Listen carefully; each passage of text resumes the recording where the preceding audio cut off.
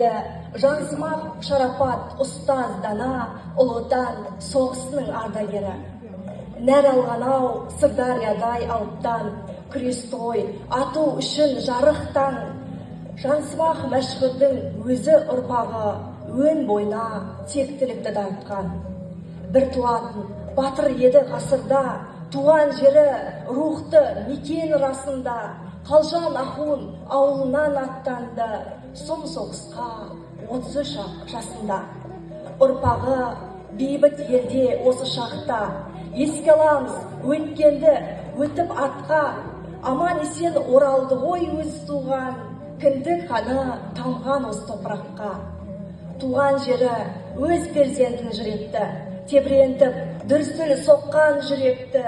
Ұстаз болып соғыстан соң мектепте талай шәкірт болашаққа түлетті.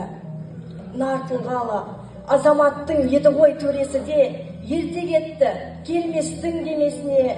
Жансымақ Шарапаттай нартылғасын.